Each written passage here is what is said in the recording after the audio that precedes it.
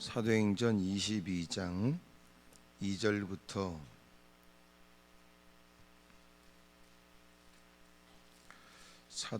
22장 2절부터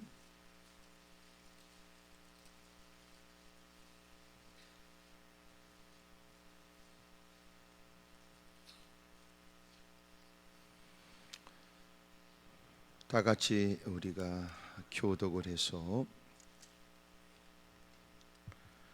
우리 하나님 말씀 11절까지 우리 교독을 하겠습니다. 제가 먼저 읽겠습니다. 그들이 그가 히브리 말로 말함을 듣고 더욱 조용한지라 이어 이르되 길레리아 다소에서 났고 이 성에서 자라 가말리엘의 문화에서 우리 조상들의 율법에 엄한 교훈을 받았고 오늘 너희 모든 사람처럼 하나님께 대하여 열심히 있는 자라. 내가 이도를 박해하여 사람을 죽이기까지 하고 남녀를 결박하여 옥에 넘겼노니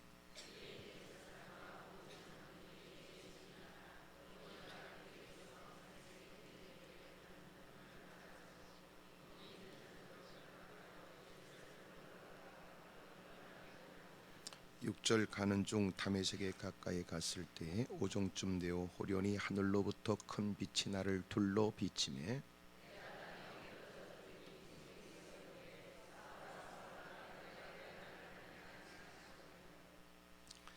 8절 내가 대답하되 주님 누구시니까 하니 이르시되 나는 내가 박해하는 나사렛 예수라 하시더라.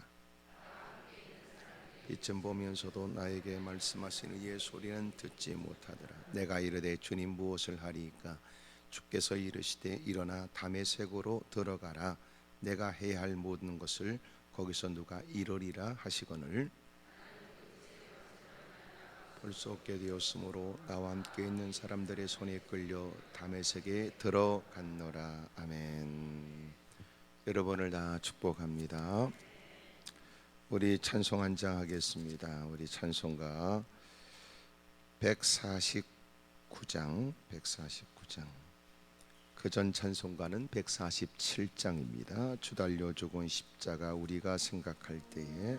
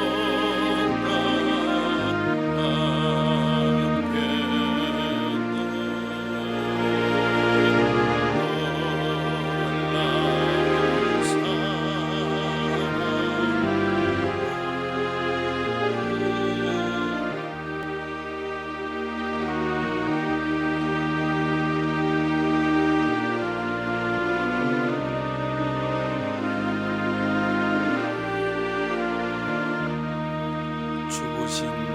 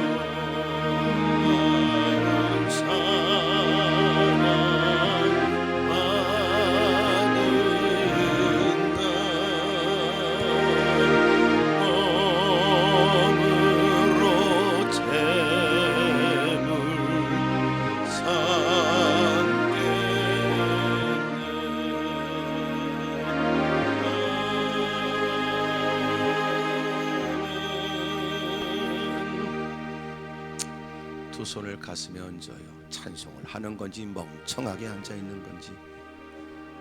올라왔으니 그냥 돌아가지 마세요.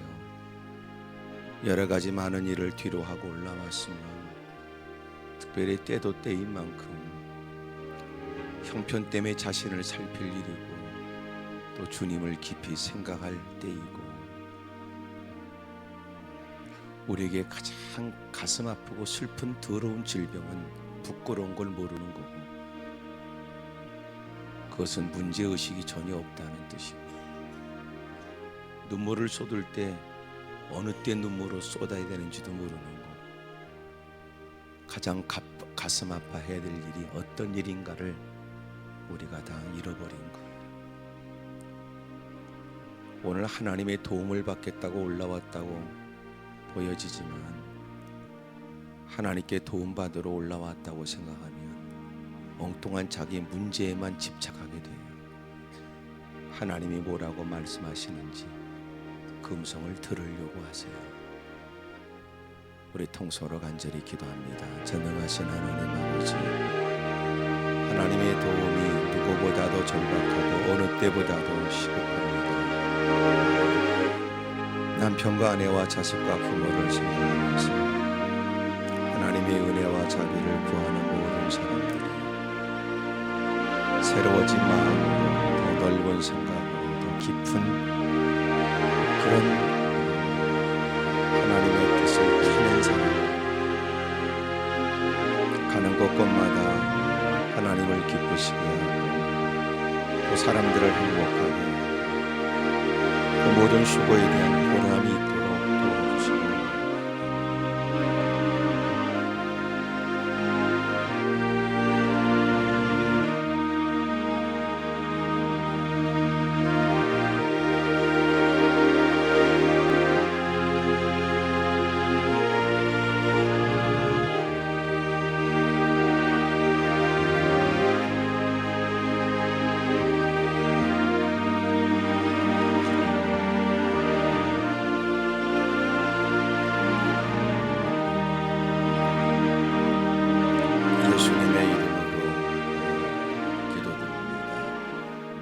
아버지 고맙습니다. 어느 때보다도 하나님의 도움이 절박한 때인데도 상대적으로 인간의 마음은 더 강팍해지고 더 이성적으로 더 깊이 생각하는 건 사라져버린 채 충동적으로 살아가는 인생이 됐습니다. 공인이 엉뚱한 데서 화풀이 할 때도 많고 또는 전혀 관계없는 사람들에게 못된 짓을 할 때도 많습니다. 변질돼가는 자신의 모습 때문에 회개하거나 눈물 쏟거나 주님 앞에 자기를 살필 겨를도 없이 살아갑니다. 늘 핑계도 많습니다. 하고 싶은 짓은 다 하면서도 하나님 앞에 무릎 꿇을 짧은 시간도 없습니다. 이런저런 하고 싶은 짓은 다 하면서도 마땅히 해야 될 일은 늘 젖혀놓고는 자기 뜻이 어그러지고 나서야 기난숨을 토하며 후회를 반복하고 살아갑니다. 하나님 저희들을 용서해 주시고 오늘 이렇게 특별히 하나님의 전을 찾았으니 어떤 누군가가 그 어느 곳에서 보내는 시간보다 가치 있고 이미도 불편함을 무릅쓰고 올라온 만큼이나 그런 큰 보람을 가지고 돌아가게 해 주옵시고 오늘도 힘겹게 하는 모든 짐을 다 털어버리고 또 우리를 얽매이는 것으로부터 자유하도록 도와주시길 원합니다. 이미 오염된 생각이 정화되게 해 주옵시고 삐뚤어진 마음들이 교정되게 해 주옵시고 부실했던 믿음은 더 견고해지도록 이 시간도 은혜를 베풀어 주옵소서. 금식하며 사순절을 의미 있게 보내는 사람도 있습니다. 무엇보다 자신에게 절제 일들을 위해 힘쓰면서 하나님께 또 무릎 꿇고 주의 음성을 듣고자 하는 이들이 있습니다. 하나님 위로와 은총을 베풀어 주옵소서. 어둠의 세력은 예수님의 이름으로 떠나가고 하나님의 내미신 치료의 손길에 의해서 영과 요구리의 마음이 다 고쳐지게 해 주옵시고 또 하나님이 허락하신 은총으로 마음껏 뛰고 걸으며 주의 일들을 감당할 체력도 건강도 있게 해 주옵소서. 섬기는 교회를 위해 무엇을 할까 고민하는 이들이 복이 있고 어떻게 더 힘써 선교일에 동참할까 힘쓰는 이들에게 은총 있게 하옵소서. 이 시간도 종을 불쌍히 여겨 주옵소서. 예수님의 이름으로 기도드립니다. 아멘. 우리 옆에 분들하고 다 인사해요. 잘 오셨다 그러고 은혜 많이 받으시라 그러세요. 네.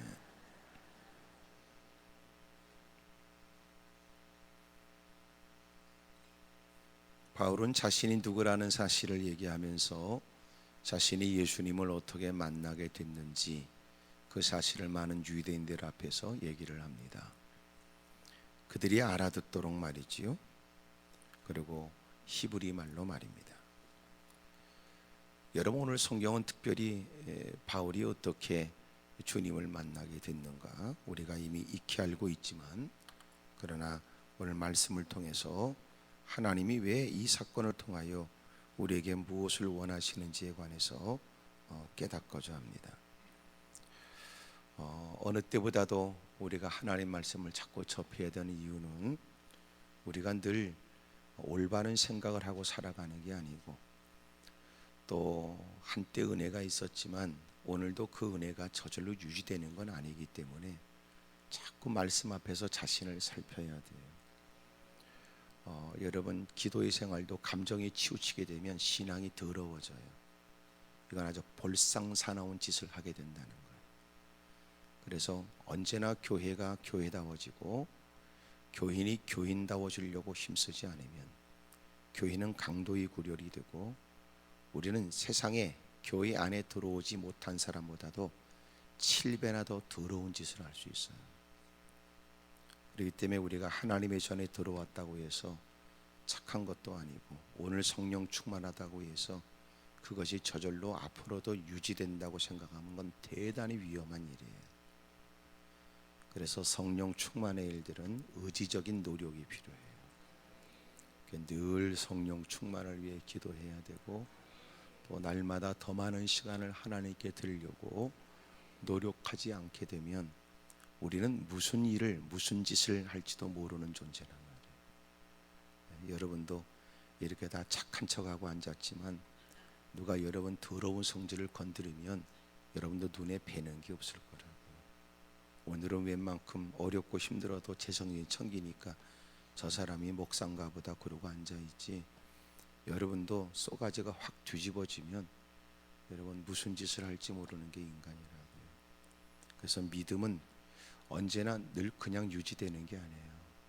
성령 충만의 모습도 마찬가지예요. 지금 지난 겨울에 너무나 가뭄이 비가 예전보다도 또 이렇게 오지 않아서 말이에요. 그래서 지난 겨울부터 계속 이렇게 땅이 마르고 비가 오지 않았기 때문에 뉴스를 보니까 그랬더라고. 예년에 비해서 절반도 못 미치는 그런 비였대요. 이렇게 나라가 가뭄이 되면 수자원량이, 소위 말해서 비가 안 오게 되면 약 수자원량이 약 10%가 줄게 되면 경제적 손실이 6조 4천억 원 가량이 손실이 된답니다.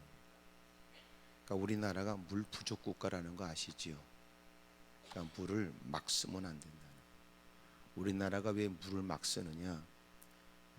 물값이 수도비가 너무나 수도값이 적은 거예요. 외국은 다 어마어마하더라고요. 전기, 수도, 그것도 물을 쓰는 만큼 또 하수도 다 여러분 비싸더라고요. 그러니까 물을 적게 써야 돼요. 근데 한국은 너무나 펑펑펑 써버려요. 그래서 기름때가 묻은 거는 물로 닦으면 안 되고요. 종이로 먼저 기름때를 닦아내야 돼요. 그러고 씻어야 된다고요. 근데 그 기름때를 물로 씻으려고 그러니까 물이 어마어마하게 필요한 거예요. 그리고 우리가 화장실에서 물 내리는 거요. 여러분 혹시나 물이 안 나와가지고 쓰고서 물 내릴 때 물을 부면은요 웬만해서 안 내려간다. 그러니까 물을 어마어마하게 쓰는 거예요. 소변을 보든 또 여러분 하여튼 작은 거를 보든 큰 거를 보든 하여튼 똑같이 여러분 물을 쓰는 게 어마어마하게 돈이 들어갑니다. 거기다 이제 워낙 땅에다가 파이프를 받고 물을 빼쓰는 걸 너무 많이 써먹어가지고요. 지금 요새 여러분 싱크홀이나 막 그런 일들이 막 생기고요. 거기다가 막 이 도시 개발이 막 이루어지고 그래서 막 캐먹을 거 다 캐먹는 거예요. 거기다가 밑에 여러분 이 파이프를 박아놓고 물을 빼면요 막아놓으면 되는 건 안 돼요. 막아놓으면 저 밑에는 더 오염돼 버려요. 그래서 반드시 돈을 들여서 막아야 돼요. 근데 이놈의 인간들이 안 한단 말이에요. 그러니까 돈을 들여서 땅에서 박아서 물을 뽑아내면 그것도 돈 들어가지만 이걸 내가 이게 먹을 물이 아니군요 라고 수질 검사를 했는데 안 되면 돈 들여서 막아야 돼요 이거를. 근데 이놈의 인간들이 그걸 안 한다고요. 참 문제입니다, 문제.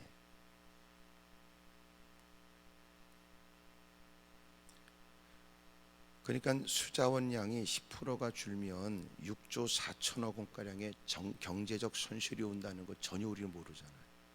비가 안 오면 안 온다 이렇게 끝나지만 보세요. 산 전부 다 비가 안 오니까 더 산들은 들은 밭은 노는 다 말라가는 거예요.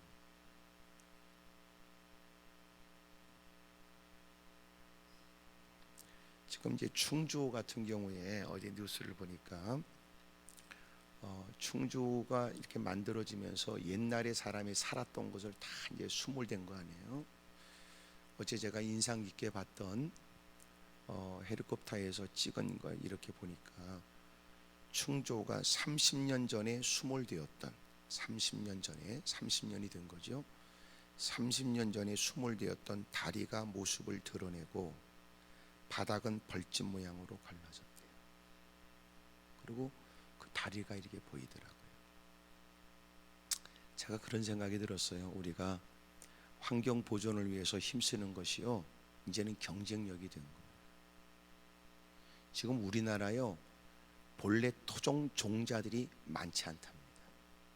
지금 세계적 기업들이 모든 나라의 종자들을 다 사서 우리나라도요 그 매운 고추, 청양고추도 그것도 돈 주고 사서 씨를 해가지고 한답니다. 우리나라 건데도 다 팔아먹은 거예요. 그리고 이제는 그 종자가 우리에게는 없는 거예요. 그래서 그것도 여러분 돈 주고 우리가 씨를 뿌려서 그것도 이제 수입이 된 거예요. 그러니까 우리나라 게 좋았는데 다 좋은 거를 다 우리가 스스로 다 팔아먹은 거지. 의외로 심각합니다. 이거 오늘 내가 사는 게 괜찮다고 해서 괜찮은 게 아니에요. 그 모든 것들 우리가 다 포기해버리고 버려버린 거예요. 오늘 여러분 주님을 잘 섬기는 여러분 마음으로 여러분 집에 가서도 물 관리 잘 하셔야 돼요. 물을. 우리는 물 관리 그러면 가서 밤중에 가서 노는 걸 물 관리라고 생각하는데 그 물 관리가 아니고, 예? 여러분 정말 우리가 물을 잘 써야 된다고요. 그러면서 제가 그런 마음이 들어요. 그렇구나. 오늘 우리의 기독교, 교회, 우리 자신의 모습이 은혜를 상실해서 그렇게 물이 가득 찼을 때는 수몰된 그것을 전혀 몰랐는데 은혜 떨어지니까 더러운 성질이 다 드러나는 거예요. 은혜가 충만할 때는 우리가 그럴 줄 몰랐는데 은혜 떨어지니까 아주 더러운 짓을, 못된 짓을 다 하는 거지. 그게 다 드러나는 거예요. 그러니까 여러분들이 은혜 충만할 때가 가장 착했어요. 더 중요한 건 착해 보였지. 근데 요새는 스스로 증명해 절대로 착한 게 아니라는 거예요. 그것은 누군가 나를 자극하는 게 아니고요. 그렇게 여러분 저수지에 물들이 많으면요 뱃놀이도 해, 고기도 잡고. 근데 문제는 유람선도 뜰 수 있지만 문제는 다 여러분 가뭄이 돼서 바닥이 보이니까 얼마나 끔찍해요. 얼마나 보기가 흉하냐. 우리가 그래요. 은혜가 충만할 때는 사람이 상당히 착해 보였어. 여유 있고 중요한 일을 그에게 맡길 만한 사람이라고 보여져. 옆에 사람 보고 다 물어보세요. 그쪽은 요새 좀 상황이 어떠냐고 좀 먼저 물어보세요. 시작.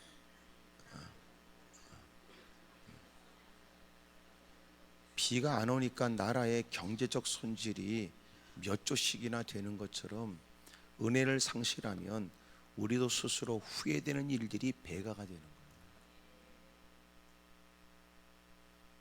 거예요. 여러분들이 옛날에 짜증거리가 없어서 짜증을 안 낸 게 아니고 짜증거리가 생겨도 그런 일을 넉넉히 극복할 만한 은혜가 충만했지만 어느 순간 우리가 하찮은 일에도 발끈하거나 대수롭지 않은 일에 목숨 거는 것처럼 덤벼드는 것은 이미 우리가 은혜를 상실했기 때문에 그렇다는 거예요.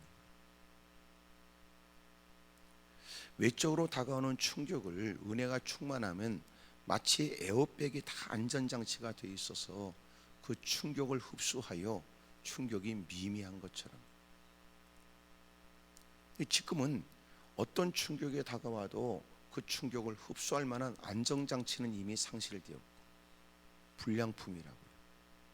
거기다가 그것을 감내하거나 이겨낼 수 있을 만큼의 하나님이 공급하시는 지혜와 힘과 능력을 다 상실한 거죠. 그러니까 교회 안에도 아무것도 아닌 일에 다툼이 잦아지고 대수롭지 않은 일에 인생 쓸고 다니고 툭 털어버릴 일을 그 사람은 그것 때문에 며칠 밤을 잠을 못 이룰 만큼의 분노할 일로 여기게 되는 거예요. 오늘 여러분이 갖고 있는 모든 문제도 과연 여러분이 생각하는 만큼의 본래의 무게인지, 아니면 여러분 내가 너무나 마음이 힘들면은요 모든 게 다 무겁게 느껴지고 힘겹게 느껴져요.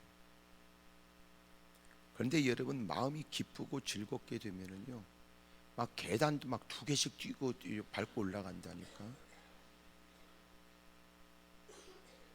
그 무거운 걸 지가 나서서 들고 여러분 뛰어다닌다고. 그런데 은혜를 상실하면 얼굴은 벌써 지옥에서 나온 특공대 비슷하게 해가지고 가는 곳곳마다 자충우돌하게 되고 모든 매사에 짜증 부리고 원망하고 불평하는 게 인간의 모습이라. 옆에 사람하고 다 얘기하세요. 저기 혀를 차고 이제부턴 달라져야죠. 그래, 시작.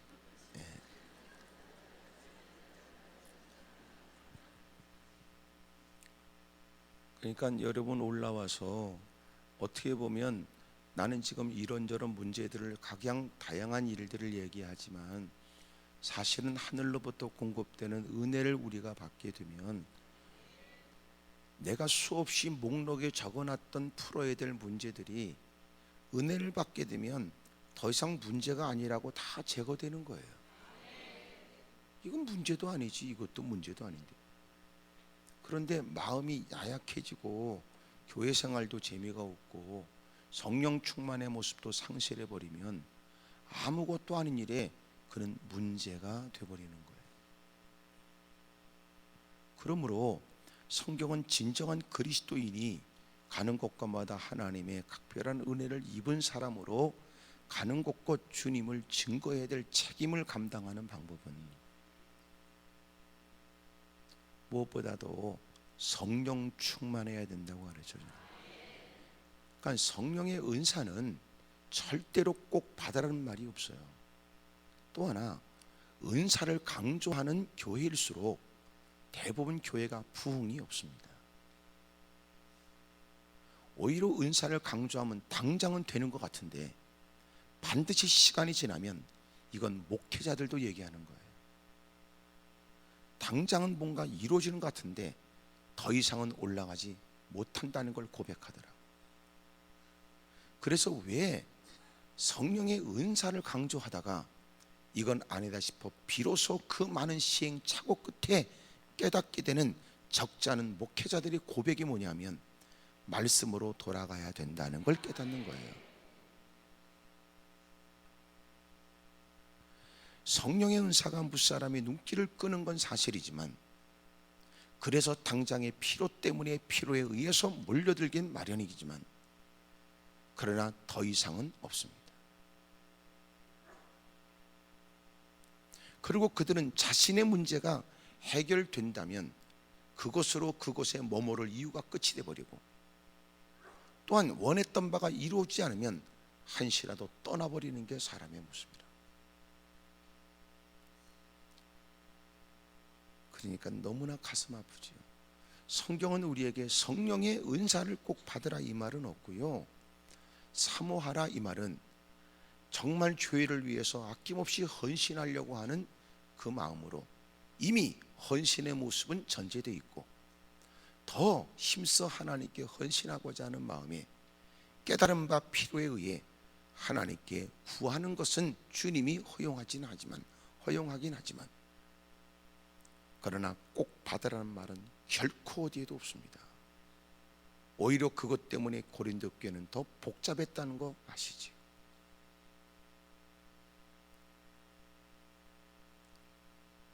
그러나 성령의 충만함은 반드시 받아야 된다는 거예요.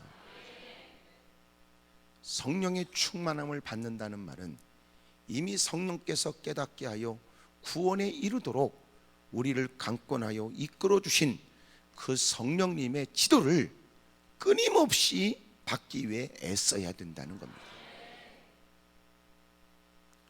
그 성령님이 우리로 하여금 말씀을 생각나게 하고 그 성령님이 우리로 하여금 말씀대로 살아야 된다는 걸 자꾸 자극하여 깨닫게 하고 그리고 말씀 앞에 다가가게 하고 말씀 안에 발을 들여놓게 하여 그곳에 거주하도록 성령님이 자꾸만 가르쳐 주는 거예요. 그래서 성령 충만은 말씀 충만이라는 말과 주님으로 충만하다는 말로 표현될 수 있습니다. 그러므로 반드시 여러분은 성령 충만하셔야 됩니다. 그래서 우리가 모일 때는 우리가 정말 성령 충만한지를 다시 살펴야 되고 또 서로가 하나님의 거룩한 일을 하려고 모일 때마다 성령 충만한지를 먼저 점검하는 것이 하나님의 일을 위해서 힘쓰고 애쓰는 어떤 수고에 앞선 일이라는 거예요. 여러분은 성령 충만하십니까? 오늘 갖고 온 다양한 기도의 제목들이 성령님으로 충만해지면서 그 모든 일에 대한 분별과 그리고 그 모든 일을 어떻게 처리해야 될지에 관해 방법도 깨닫게 될 거예요. 오늘 그 자리가 그런 자리가 되길 바랍니다. 오늘 쏘가지가 다 소위 쏘가지 민낯이 보여지도록 다 인생의 자신의 모습들이 다 드러나도록 그렇게 처신하고 처리하고 행동했던 우리가 가는 곳곳마다 그럴 수 있지 그랬으나 사실은 그것이 우리에게 끔찍하게 후회되고 부끄러운 일이죠. 하나님이 이것은 내가 성령으로 충만하지 못한 결과입니다. 하나님 내가 다시 충만해지도록 도와주십시오. 오늘 간절히 기도하길 바라요. 옆에 분한테 다 물어보세요. 그쪽은 성령님으로 충만하시냐고. 시작.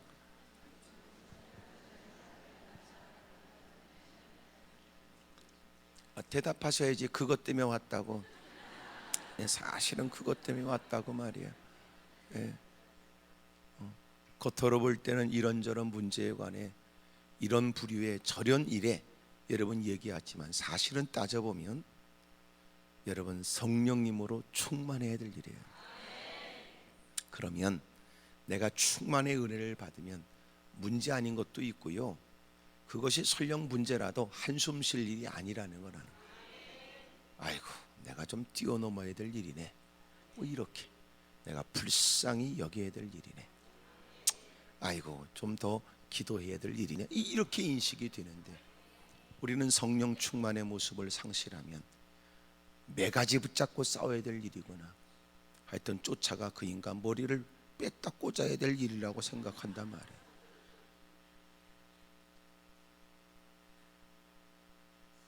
근데 여러분 생각해 보면 설령 그렇게 일을 저질러 당장은 속이 풀리는 것 같아도 그 다음부터는 후회 막급이야. 오랜 세월 그것 때문에 고통을, 손실을, 괴로움을, 어려움을 다 지불해야 될 일이라. 그때 내가 참았더라면 이런 것도 많잖아. 그런 과거가 있는 여러분, 오늘도 만난 그 일이 그런 일이 되지 않기를 바랍니다. 그래서 충만하셔야 돼요. 손뼉 치면서 내게 강 같은 평화, 내게 강 같은 평화, 내게 강 주세요. 할렐루야. 내게 강 같은 평화, 내게 강 같은 평화, 내게 강 주세요. 깨닫는 지혜 내게 깨닫는 지혜 내게 깨닫는 지혜 내게 깨 주세요. 할렐루야. 내게 깨닫는 지혜 내게 깨닫는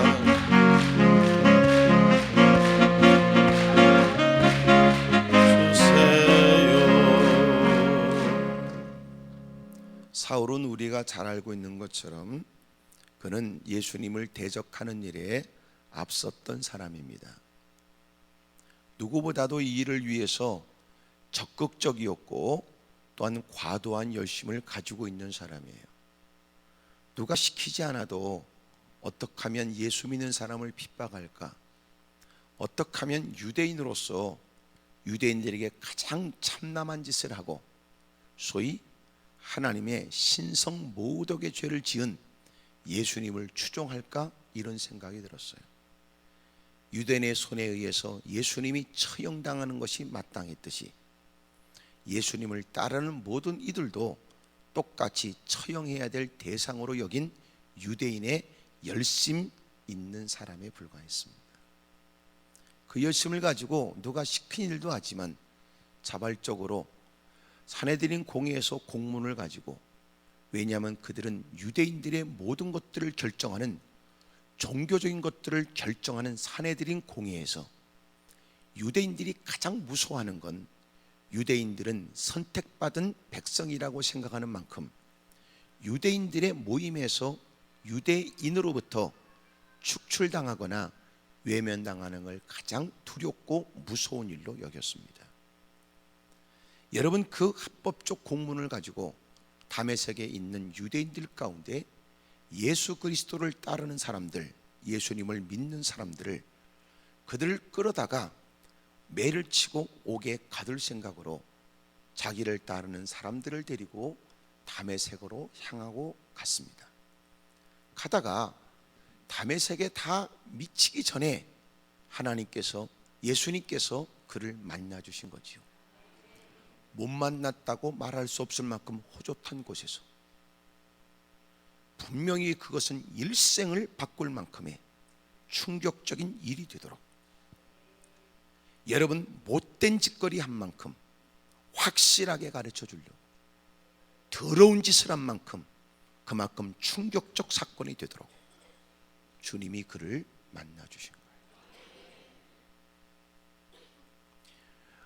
주님께서 사람들을 만나 주시는 일에 주님은 다양한 방법으로 주님 자신을 그에게 나타내고 그를 만나 줍니다. 벌써 이렇게 독한 거는 확실하게 주님이 가르쳐 주는 거죠.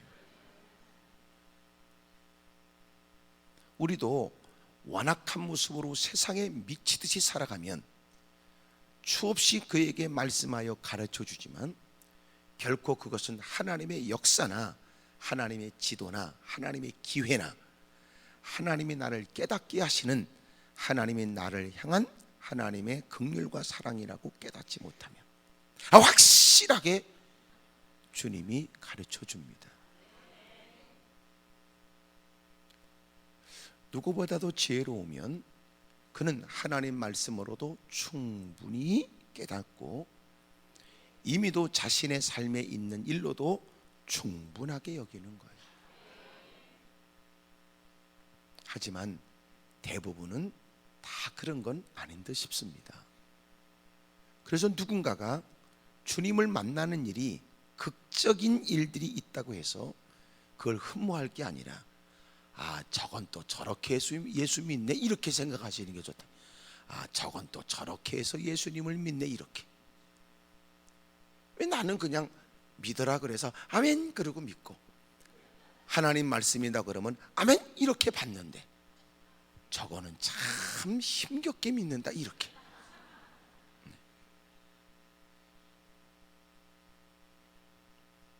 그러니까 누군가가, 소위 사울이 다메섹 도상에서 경험한 사건은 그것처럼 주님을 경험하거나 주님을 믿게 되는 동기와 시작이 모든 사람에게 있는데 그 모습은 다 같은 건 아니에요. 결코 다 같을 수는 없습니다. 그러므로 이런 획기적인 어떤 특별한 계기에 의해서만 주님을 믿는 것이 주님을 믿는 것이라고 말하면 안 된다 말이에요.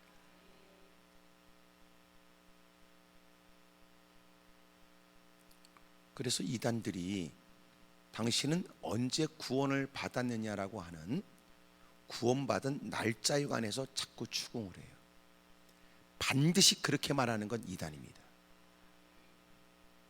그가 주님을 만나 여러분 주님을 고백하게 되는 구원의 은혜는 반드시 시점이 있지만 사울처럼 특별한 어떤 사건과 특별한 어떤 계기로 인해서 스스로 충격적이고 일생이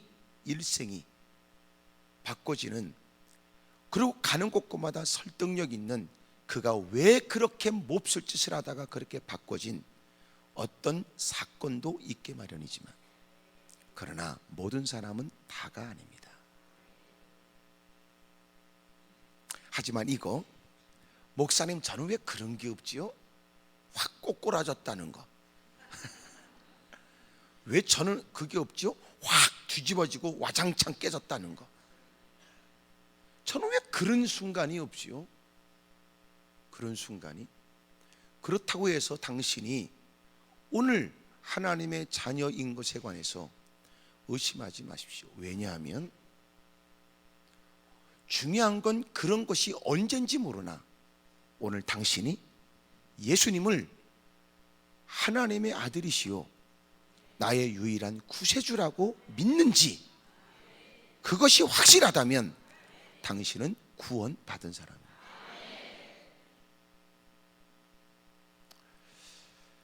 간혹 지금은 그런 일이 없지만 그 전에 어떤 할머니가 손녀를 데리고 와서 아이에게는 놀이터 가서 놀라고 그러고 당신은 예배를 드리고, 그리고 언제 갔는지 없어져 버린 거예요.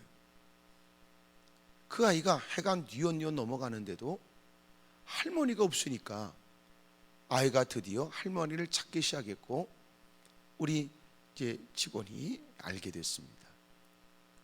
그래서 이상한 마음이 들어서 아이의 주머니를 뒤져보니까 아이의 주머니에는 아이의 이름과 생년월일이 적혀 있습니다.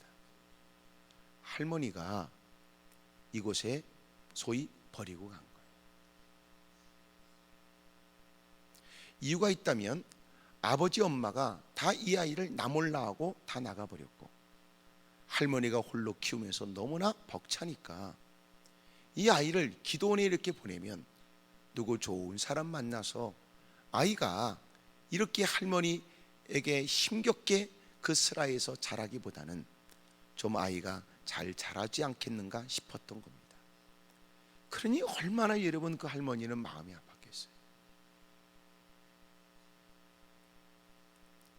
여러분 그 아이에 대한 사연은 이 사람 저 사람이 듣고 아이고 그러면 내가 키웠으면 좋겠다 그런 얘기도 있었지만 그렇게 할 수 없는 거예요.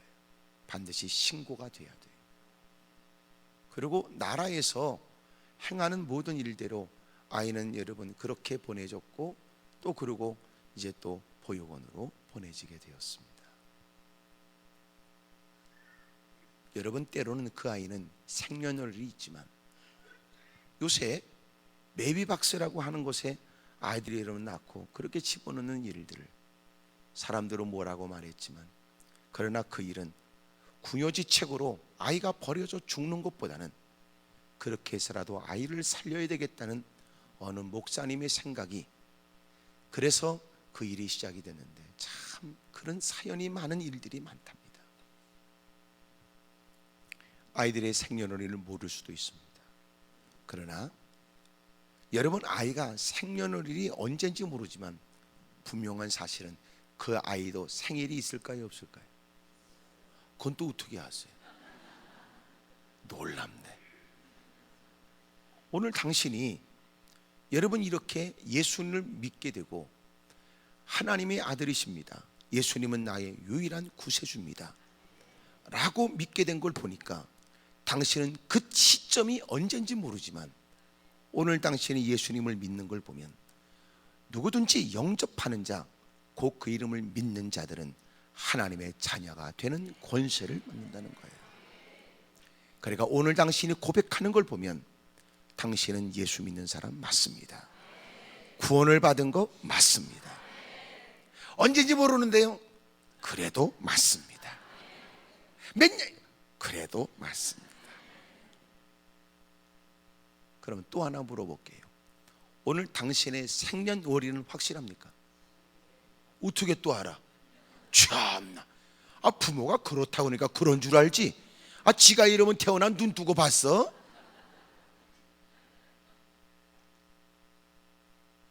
그런 줄 아는 건지 지가 어떻게 알아?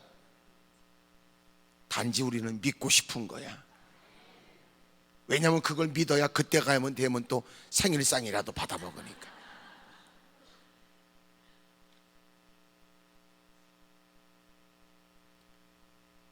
여러분 오늘 우리가 이 자리에 있어서 하나님을 아버지라고 부르는 건 하나님의 은혜입니다.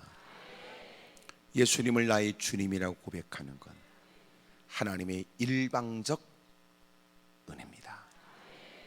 감사할 일이지. 그러므로 하나님의 내가 자녀가 됐다는 거 확신을 가지시죠. 근데 아직도 불량기 있는 사람이 많아. 하나님의 자녀인데도 자기가 하나님의 자녀라는 사실을 확신하지 못한 채, 그리고 되바라진 짓을 많이 하는 사람들. 언제나 철이 들지. 언제나 철이 들지. 이렇게 기도원까지 올라오신 누구보다도 품이 있어 보이는 여러분, 돌아갈 때는 여러분 좀 더 멋진 확신과 자부심을 갖고, 그리고 하나님의 자녀다운 삶이 있기를 축복합니다. 그렇게 다메섹 도상으로 가다가 드디어 그가 주님을 만나게 돼요. 그 내용입니다. 한번 보지요. 나는 유대인으로 길리기아 다소에서 났고 이 성에서 자라 가말리엘의 문화에서 우리 조상들의 율법에 엄한 교훈을 받았고 오늘 너희 모든 사람처럼 하나님께 대하여 열심히 있는 자라. 내가 이도를 박해하여 사람을 죽이기까지 하고, 참 그렇잖아요. 사람을 죽이기까지 하고 남녀를 결박하여 옥에 넘겼노니 이에 대제사장과 모든 장로들이 내 증인이라. 또 내가 그들에게서 다메섹 형제들에게 가는 공문을 받아가지고 거기 있는 자들도 결박하여 예루살렘으로 끌어다가 형벌받게 하려고 가더니 가는 중 다메섹에 가까이 갔을 때 오종쯤 되어 호련히 하늘로부터 큰 빛이 나를 둘러 비치매 내가 땅에 엎드려져 들으니 소리에서 이르되 사울아 사울아 내가 왜 나를 박해하느냐 하시거늘 고개를 드세요. 여러분, 그가 의기양양하여 나름대로의 확신을 갖고 흥분된 모습으로 사람을 끌고 가서 이놈들을 어떻게 두들겨 패고 이놈들을 어떻게 하여튼 고통을 줘야 될까, 이 생각이 가득 차서 간 거예요. 그런데 가다가 큰 빛이 그를 둘렀고 그 여러분 도대체 말로 형용할 수 없는 두려움과 위험 앞에 엎어러진 거예요. 그가 묻습니다. 누구십니까? 누구십니까? 누구십니까? 주님 누구십니까? 우리가 잘 알고 있는 그 위대한 바울의 삶은 어떻게 시작되느냐? 이 질문으로부터 시작된 거예요. 누구십니까? 주님 누구시지요? 이 질문에서부터. 여러분, 이 질문은 여러분 인생을 바꿔놓습니다.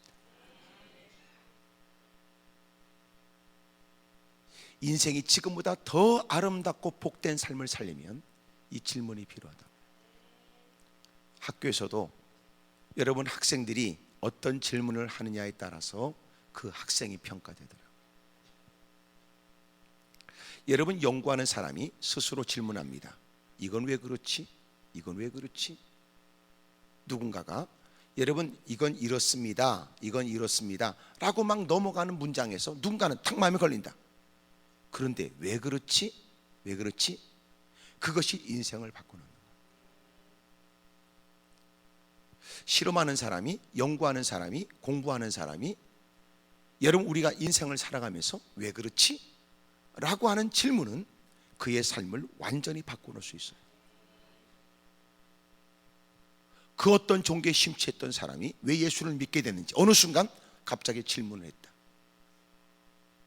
왜 사람들이 저렇게 열심히 핍박과 고난 중에도 왜 그렇게 예수님을 믿게 됐지? 도대체 성경이 뭐길래 뭐 때문에 저렇게 핍박을 무릅쓰고 교회를 출입하지? 라고 하는 질문이 그의 인생을 바꿔놓는 거예요. 솔직히 우리가 자꾸만 더 발전하기 위해서는 그 바람직한 질문이 우리에게 필요합니다. 바울이 어떻게 인생이 바꿔졌는지, 여러분 그가 늦게서 시작한 여러분 신앙과 사역의 일이지만 그는 여러분 3차 세계 전도 여행을 떠나고 누구보다도 많은 성경을 썼으며 많은 사람들이 지금도 영향을 끼치는 인물이 됐죠. 그 시작이 어디 있어요? 질문입니다. 질문. 그렇게 당당하고 의기양양했으며 오만했으며 거들먹거렸으며 어떤 얘기도 씨가 먹혀 들어갈 것 같지 않았던 그가 달라진 건 질문입니다. 우리도 여러분 더 지금보다 더 좋은 삶을 질문할 수 있죠. 나는 지금 충분한가? 이러는 거. 나는 지금 바른 길을 가고 있나? 이런 질문. 나는 지금 바른 일들을 행하고 있는지, 이것으로 충분한지, 나는 과연 앞으로 어떻게 될까? 때로 이런 거, 천국이 있나? 지옥이 있나? 이런 질문도 신앙생활에 도움이 돼요. 하지만 여기 바울이 바꿔지는 중요한 결정적 시작이 됐던 이 질문은 오늘 우리도 해야 됩니다. 주님 누구십니까? 정말 누구십니까? 제가 지난 주간 설교하면서도 얘기했지만 어떤 의사 부부가 와서 저에게 질문했습니다. 고백했습니다. 목사님, 저희들은 집사지만 그러나 예수님이 안 믿어진다는 얘기였습니다. 놀랍잖아요? 집사인데 예수님이 안 믿어집니다. 예수님은 선지자 정도는 수용할 수 있고 또 뛰어난 랍비 정도는 수용하지만 예수님이 하나님의 아들이심 안 믿어진다. 놀랍잖아요. 제가 그때 했던 그분들에게 이런 얘기했어요. 하나님께서 그런 마음에 안 믿어진다는 것을 진정코 자신이 근심과 고민거리로 생각할 수 있었던 건 하나님이 두 분을 사랑하기 때문이라고 믿습니다. 왜냐하면 그렇게 믿지도 않고 아직도 교회 다니는 개떡 같은 인간이 많으니까. 갈등 하나 없이 어떠냐는 식으로 다니는 사람도 많으니까. 그것이 서울의 집사만 그럴까? 교회 안에 남다른 직분을 가진 다른 사람은 괜찮은가?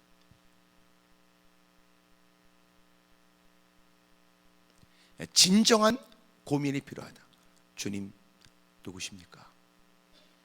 정말 주님 누구십니까? 여러분, 이 질문이 바울의 인생을 바꾸는 거예요. 지금 그는 그 질문 때문에 인생이 바꿔져요. 그곳에 있는 유대인으로서 예수님을 믿는 사람들을 결박해서 끌고 가 그들을 형벌을 받게 할 목적으로 달려갔다가 그 질문에 그는 그 안에 들어가서 이제는 예수님을 증거하는 사람으로 바꿔진다. 놀라운 건 그가 오게 되면 유대인들 가운데 꼴보기 싫었던 유대인으로서 예수님을 믿는 사람들, 합법적 공문을 갖고 와서 그들을 끌고 갈 바울을 기다리고 있었던 다메섹 도상 안에 있었던 유대인들이 그런 질문으로 시작된 그의 인생의 획기적인 변화 앞에 그들이 얼마나 당황스러웠는지, 바울이 예수님을 증거하다. 오히려 그 다메섹 동상에서 예수님을 만나게 된 그가 다메섹에서 이제는 예수님을 증거하는 사람으로 바꿔졌어요. 이 질문은 그가 무엇 때문에 다메섹으로 가는지 그의 목적을 바꾸는 거예요. 그 질문은 그의 인생을 바꿔놓습니다. 어떻게? 그는 주저함이 없이 내가 그리스도 안에서 발견되기 위해서 나는 내가 지금까지 갖고 있었던 모든 것들을 다 버린다. 그 당시에 로마의 속국이었기 때문에 많은 로마의 속국이었던 다른 나라도 그런 것처럼 사람들은 로마 사람처럼 행세하기를 원했고 로마의 패션과 문화를 다 사람들은 동경했습니다. 그리고 사람들은 돈을 들여서 로마의 시민권을 사기도 했습니다. 그런데 그는 로마의 시민권을 가지고 있는 사람으로 날 때부터 그렇답니다. 소위 말해 그의 집안을 느낄 수 있으며 그는 앞날이 보장되어 있고 가말리알 문화에서 뛰어난 많은 학문을 배운 사람입니다. 열심은 누구 못지 않고요. 그러니 모든 유대인들이 주목할 만한 사람입니다. 장래가 촉망되는 사람이었습니다. 그런데 그가 그 질문에 그의 인생이 완전히 바뀐 거예요.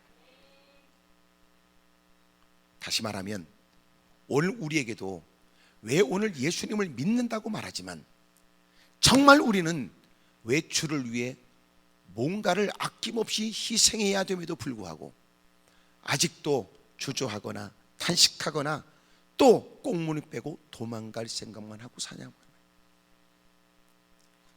이 질문을 진지하게 안 해서 그래요. 주님 정말 누구십니까? 요새 간혹 기독교 TV들 이렇게 여러 이제 방송들이 4개인가 5개 있더라고. 이야. 그리고 간혹 이렇게 보면 누군가 간증을 하는데 그 간증이 그는 지금까지 예수님에 관해서 예수님은 그저 그렇게 선지자 중에 한 분, 또 그렇게 4대 성인 중에 한 분, 뭐 적어도 이렇게 생각을 했다가 어느 순간 예수님은 돌아가셨다가 부활하셨다, 이 말에 와르르 무너졌다. 예수님은 하나님이시다.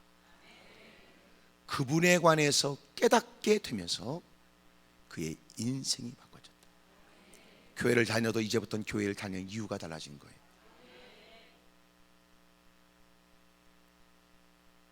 예수님은 사람의 몸을 입고 오셨지만 예수님은 하나님이시다. 그분은 죽으셨으나 그분은 다시 사셨다. 오늘 여러분 진지한 질문을 하세요. 진지한 질문, 정중한 질문, 전 인격으로 질문하세요. 주님은 누구신지. 신앙생활 하다가 이럴 때 없어요? 열심히 막 할 때는요, 분위기 속에 열심으로 해. 막 서로가 막 수다 떨어가면서 막 집사님, 권사님 해가면서 막 수다 떨고 단떡 퍼먹어가면서 오만 대 싸워가면서 막 정신없어요. 그런데 이제 다 이제 수다 떨고 집에 와서 가만히 있으면 내가 오늘 뭘 했는지, 어떨 땐 육체가 막 이렇게 힘들면 아휴, 꼭 그렇게까지 해야 되는지, 어떨 땐 더 개떡 같아지면 주님은 계신 건지.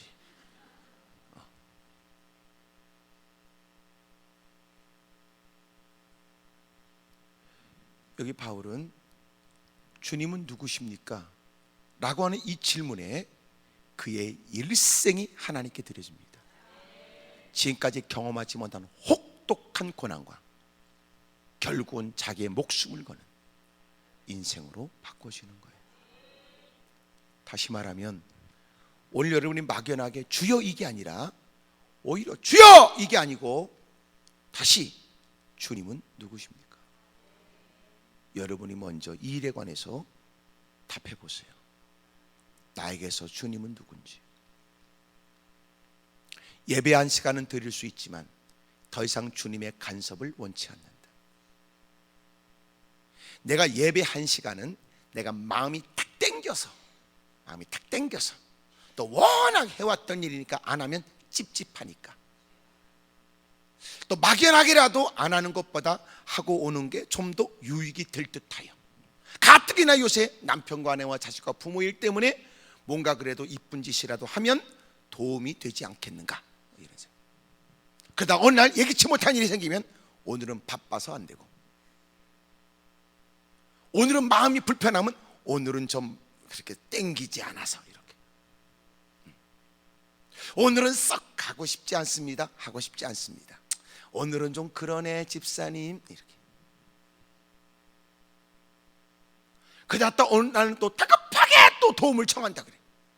심각해진 겁니다. 과연 우리가 말하는 주여는 누굽니까? 오늘 전인격으로 그 질문을 하고 그 질문에 대한 답을 가지셔야 됩니다. 그 질문에 대해서 여러분들이 분명한 답을 지니게 되면 환난과 핍박에 다가와도 당신의 시선은 믿음의 주요 온전케 하신 이신 주님에게 있겠죠. 교회 안에 다양한 일들을 우리가 만나게 될 때도 여러분의 걸음걸이는 비틀거리지 않겠죠.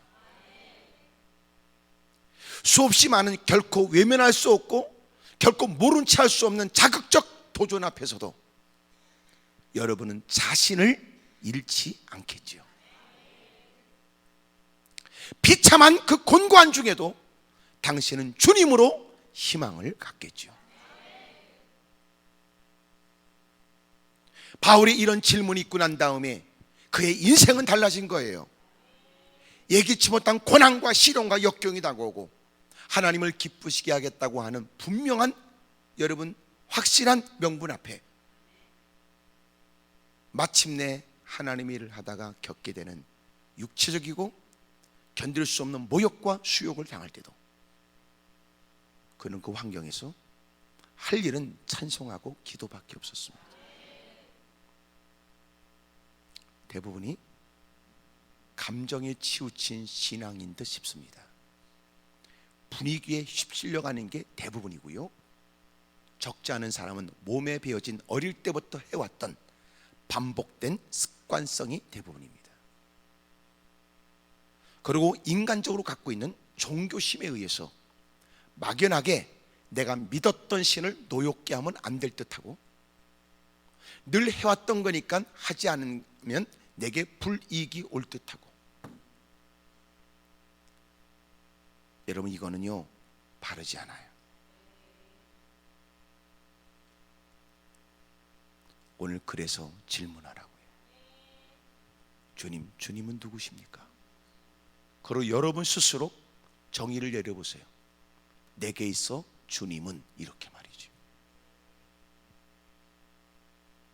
이 질문이 있고 나니까 마침내 주님 누구십니까? 말씀하시기를 나는 네가 박해하는 나사렛 예수라. 정확히 얘기했어요. 네가 대적하고 박해하는 나사렛 예수다. 그가 10절에 내가 이르되 주님 무엇을 할까요? 내가 무엇을 할까요? 이 말은 어떻게 헌신할까, 충성할까, 봉사할까, 이것은 그 다음의 질문이란 말이에요. 시작이 뭐냐면 주님 누구십니까? 이거부터 깨달아야 된다고요. 이거부터 여러분이 답할 수 있어야 합니다. 그 다음에는 내가 그 주님을 위해서 뭘 해야 될까? 소위 목사님 저는 뭘 하면 좋을까요? 뭘 하면 좋을까요? 그 말에 목사는 절대로 얘기하면 안 되겠더라. 왜 그래요? 얘기해 준다고 그 인간이 하는 게 아니니까. 목사님 전 뭘 하면 좋을까요? 네가 물어보는 진의가 뭐야? 한번 얘기해 보라는 거야. 그렇게 하겠다는 거야. 내가 네 말장난에 내가 괜히 말 섞고 싶진 않아. 네 마음대로 사세요. 네 마음대로. 왜? 결국은 네 마음대로 살 테니까. 진짜 중요한 게 뭐예요? 주님이 누구십니까? 주님은 누구십니까? 이것부터 그가 확실한 정의를 갖지 않으면 그 다음에는 내가 무엇을 했으면 좋겠냐고 하는 이 질문도 진지하지 않다고요.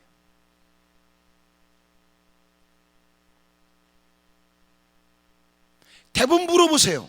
저는 뭘 하면 좋을까요? 한번 해본 소리입니다. 어떻게 할까요? 해본 소리더라고.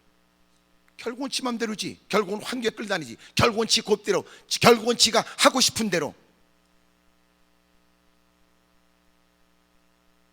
바울의 인생을 바꾼 건 이 질문입니다.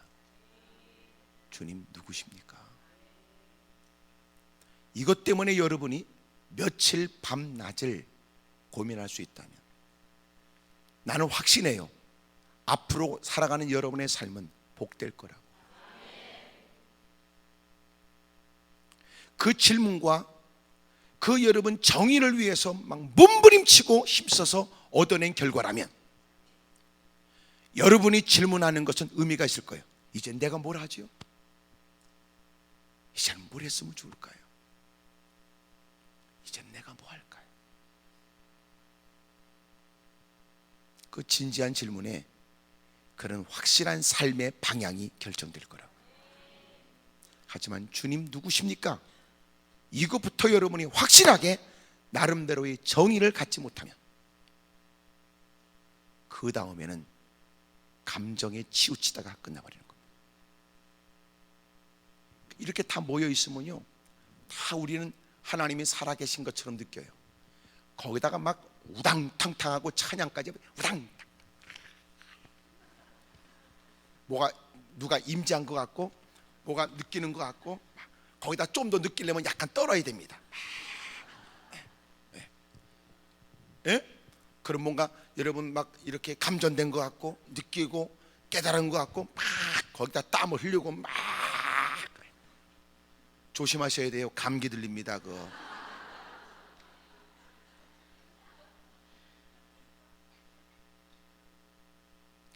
진짜 하나님이 주신 은혜에 의한 주체할 수 없는 역사도 있지만 다 그런 건 아니다라고 하는 걸 여러분이 잘 알지요?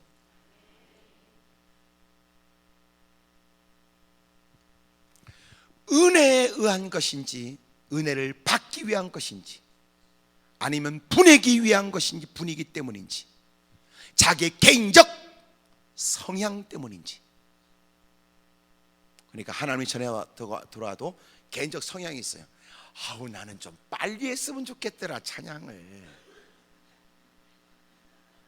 아우 나는 찬양이 너무 빠른 건 싫더라. 나는 찬양은 없고 자기 성향만 존재하는. 아우 난 일어나서 막 하는 게 그게 좋더라. 그건 옛날 생각나서 그렇습니다.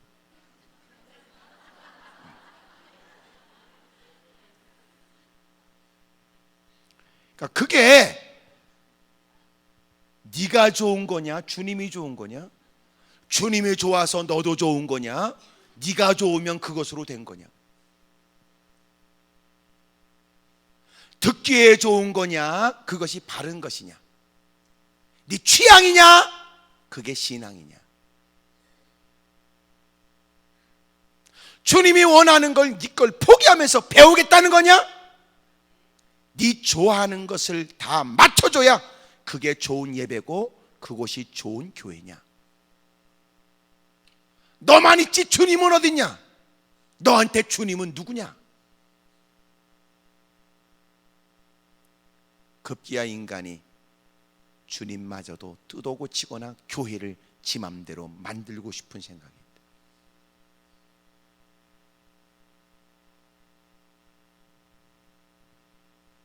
그럼 우리가 주의 말씀은 왜 듣느냐?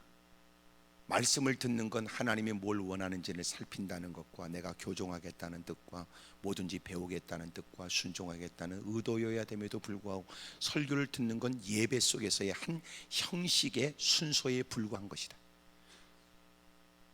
그래서 여러분 멋들어 몇 가지 적어서 써먹을 것을 좀 얘기해 줬으면 좋겠고, 우리가 읽지 못한 당신이 책 읽은 얘기나 좀 해줬으면 좋겠고,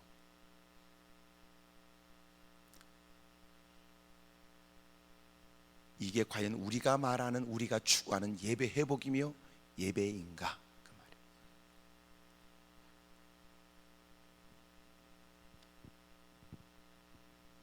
오늘 이 질문부터 하세요. 주님이 누구십니까? 답하세요. 내게 있어서 주님에 관해서 말이에요.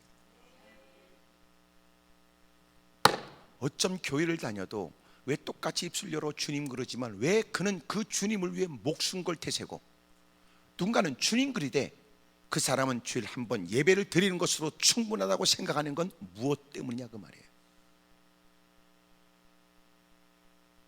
이유가 어디냐? 그 질문이 제대로 된 질문이 아니기 때문에 그래요. 오늘 진지하게 정중하게 질문하세요. 여러분 자기의 내면이, 자기의 전인격이 주님 앞에 과연 주님이 누군지, 그리고 스스로 답하세요. 자기 이름을 대고 아무개야 너에게 있어서 주님은 누구니? 이렇게 말해요. 아무개야 목사든 장로든 권사든 집사든 다 떼어내버리고 순수하게 아무개야 너에게 있어서 주님은 누구니?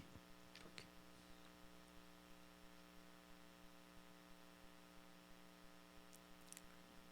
이런 질문 없이 뭔가 된 듯한 거지 같은 인간들이 남다른 직분을, 남다른 신학교를 남달리 여러분 사역자로 이런 사기치는 짓을 언제까지나 하겠냐 그 말이에요. 그러니까 삶의 현장에는 하나님을 두려워하는 게 없습니다. 주님 앞에 서는 날 계산하지 않습니다. 오늘도 주님 나를 살펴본다는 거 전혀 의식이 없습니다. 자기 기분과 자기 감정과 자기 고집스러움과 자기의 탐욕과 야망만 존재합니다. 그 과정에서 누군가를 짓밟고라도, 누군가를 험담해서라도, 누군가를 외면하고, 누군가를 이용해서라도 자기만 존재합니다.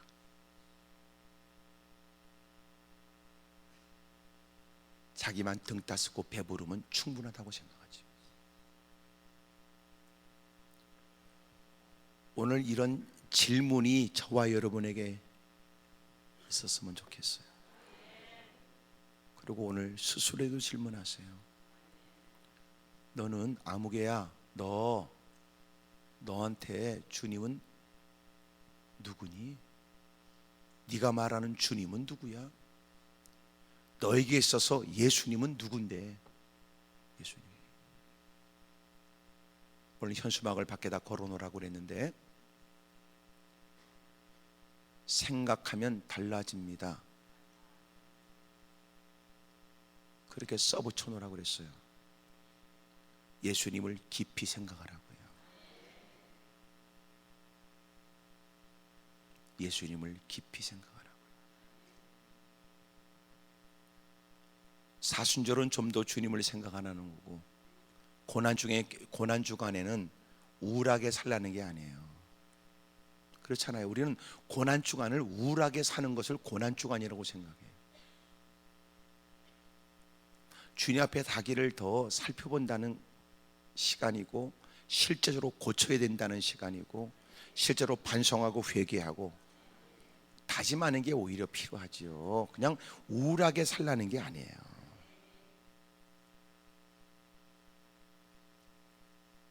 생각하면 달라집니다.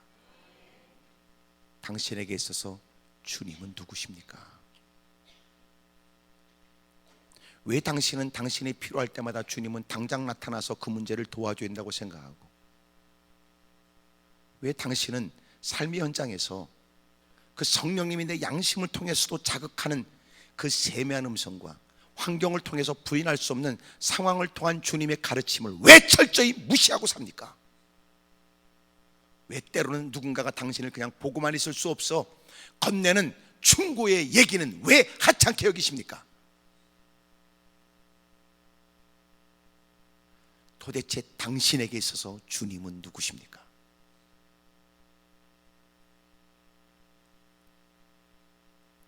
오늘 주님이 내게 질문하기 전에 나는 너한테 뭐냐? 이 질문하기 전 여러분이 이제라도 깨닫고 주님 앞에 여쭈시지요. 하나님이 큰 환난과 고난을 통하여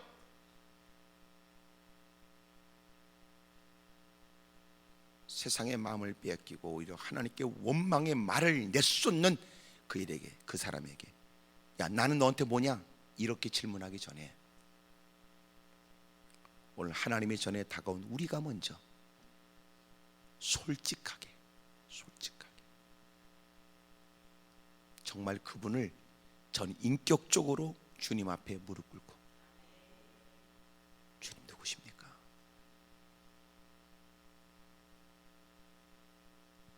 자기 자신을 향하여 너한테는 주님이 누구시니? 이것을 여러분 깨달아야 똑같은 자리에요. 주여! 그래도 그는 의미가 다르겠죠.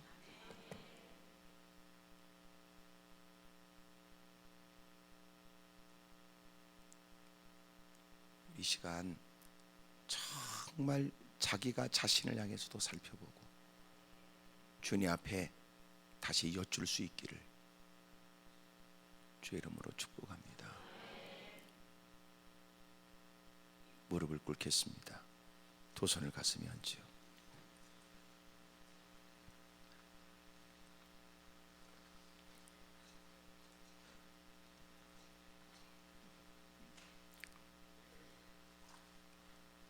먼저 여러분 자신이 자신에게 질문하세요.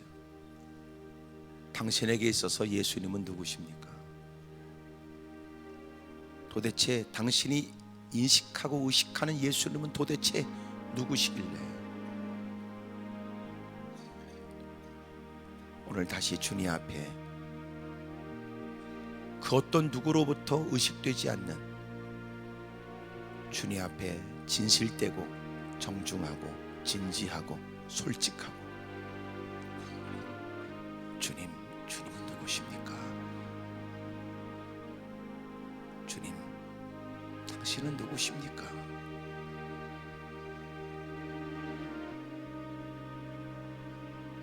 두 손을 높이 들겠습니다. 천부여의지옵소서. 천부여의지옵소서. 손들고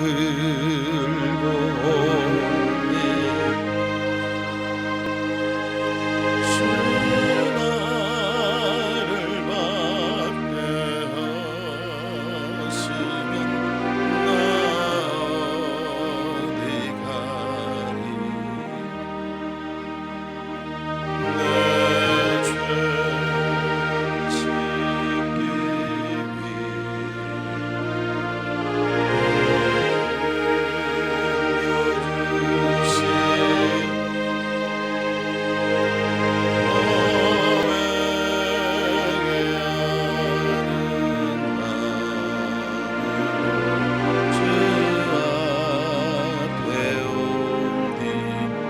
천부여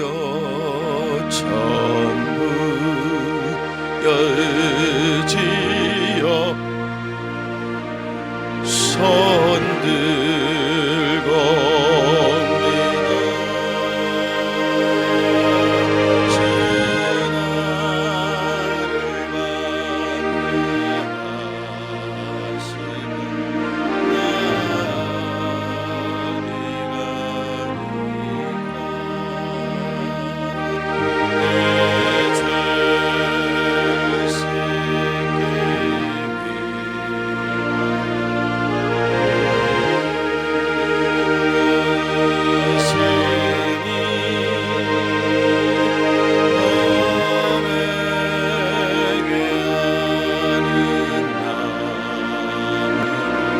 주 나를 주님을 세 번 모르고 통솔아 간절히 기도합니다. 주여